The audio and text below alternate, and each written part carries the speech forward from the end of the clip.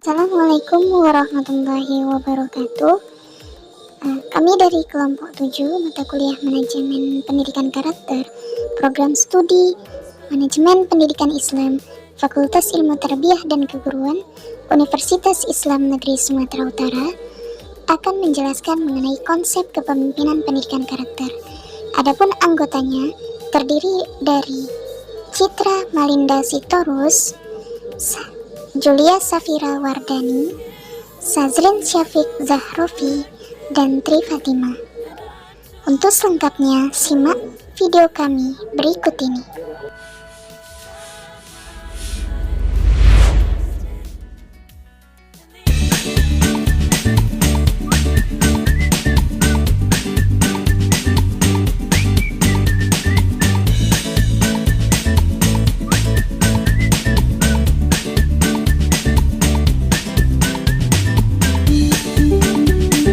Assalamualaikum warahmatullahi wabarakatuh.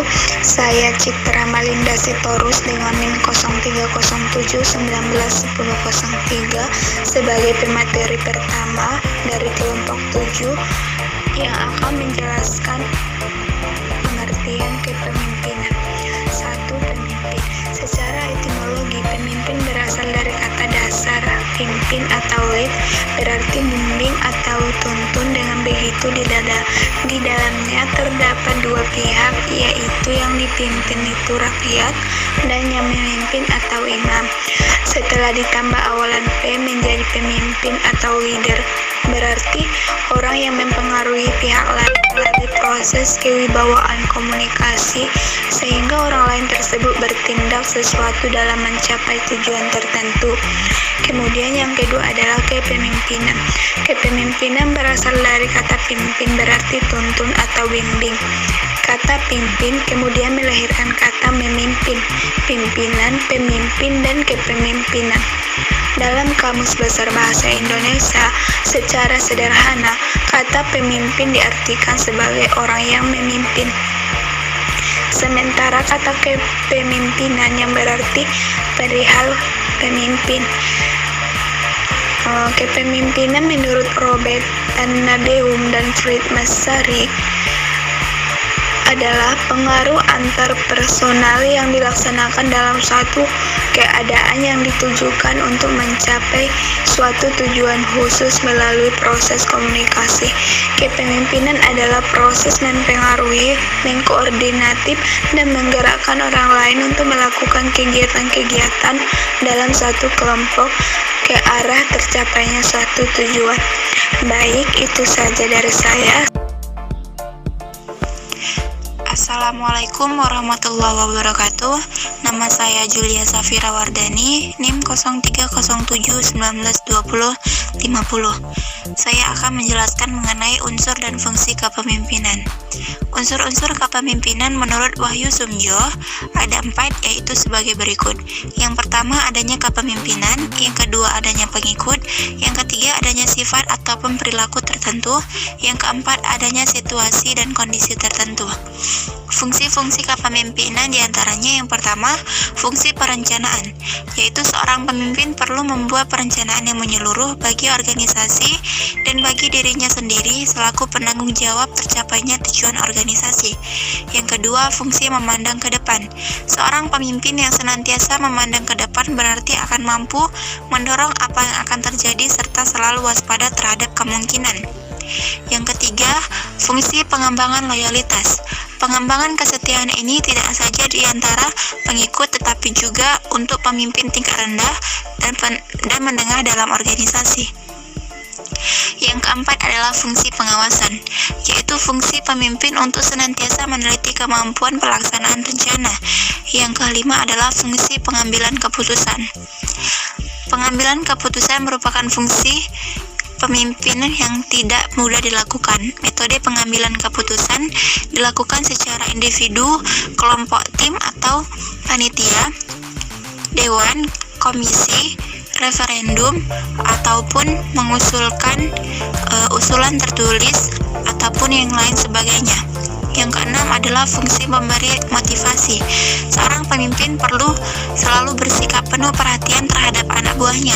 Pemimpin harus dapat memberi semangat, membesarkan hati, mempengaruhi anak buahnya agar rajin bekerja dan menunjukkan prestasi yang baik terhadap organisasi yang dipimpinnya. Prinsip kepemimpinan pendidikan karakter. Ada beberapa prinsip kepemimpinan menurut Cover 1997. Yang pertama, seseorang yang belajar seumur hidup, tidak hanya melalui pendidikan formal, tetapi juga di luar sekolah atau non-formal. Yang kedua, berorientasi pada pelayanan. Seorang pemimpin tidak dilayani, tetapi melayani. Sebab prinsip pemimpin dengan prinsip melayani berdasarkan karir sebagai tujuan utama. Yang ketiga, membawa energi yang positif. Setiap orang mempunyai energi dan semangat. Menggunakan energi yang positif didasarkan pada keikhlasan dan keinginan mendukung kesuksesan orang lain.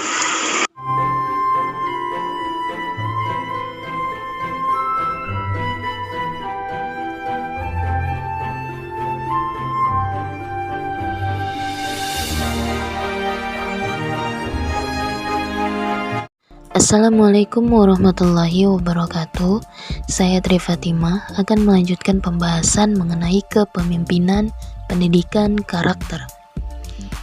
Sebelumnya, substansi dari kepemimpinan itu ialah diambil dari kata kunci influence, yang berarti bahwa fungsi utama kepemimpinan adalah kemampuan mempengaruhi dirinya sendiri dan orang lain untuk mencapai tujuan kelompok yang dipimpinnya. Secara teoritik, kepemimpinan membicarakan bagaimana seseorang menjadi pemimpin atau bagaimana timbulnya seorang pemimpin. Dalam membahas kepemimpinan pendidikan karakter, juga adanya pembahasan mengenai kepemimpinan pendidikan berbasis moral, di mana kepemimpinan pendidikan berbasis moral ialah berorientasi pada kepemimpinan dalam konteks pendidikan yang mengutamakan dan memegang kuat aspek moralisme sesuai dengan spirit moral yang ditinjau asalnya dari bahasa Latin, kata mores kemudian diterjemahkan menjadi aturan kesusilaan, di mana kepemimpinan pendidikan meliputi semua norma untuk kelakuan, perbuatan, dan tingkah laku yang baik. Yang kedua juga mengkaji tentang kepemimpinan pendidikan berbasis spiritual, merupakan kepemimpinan dalam pendidikan yang bersifat transendental, di mana sebagaimana yang dicontohkan oleh kepemimpinan kenabian, prophetic leadership. Contohnya Nabi Muhammad SAW mendidik keluarga dan para sahabat melalui dimensi spiritual. Dalam kepemimpinannya senantiasa menginspirasikan arah keterdidikan melalui informasi ilahiyat. Implementasi kepemimpinan pendidikan berbasis karakter merupakan kepemimpinan pendidikan yang berbasis karakter itu mengedepankan nilai-nilai moral atau akhlak dengan menambahkan arah dimensi keduniawian menuju kepada dimensi spiritual atau keilahian. Allah sebagai Tuhan adalah pengilham bagi pemimpin sejati, mencerahkan, membersihkan hati nurani, dan menenangkan jiwa-jiwa hambanya dengan cara yang bijaksana melalui pendekatan etis dan keteladanan. Kepemimpinan pendidikan moral spiritual dalam perspektif kajian sejarah Islam merujuk kepada pola kepemimpinan yang diterapkan oleh Nabi Muhammad SAW.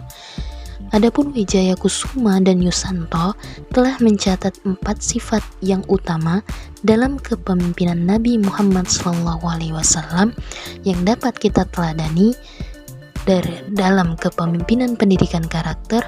Yang pertama ada siddiq, righteous, amanah, trustworthy, fatona, working smart, dan tabligh, communicate openly. Melalui keempat sifat inilah Nabi Muhammad mampu mempengaruhi orang lain dengan cara mengilhami tanpa mendoktrinasi, menyadarkan tanpa menyakiti, membangkitkan tanpa memaksa, dan mengajak tanpa memerintah.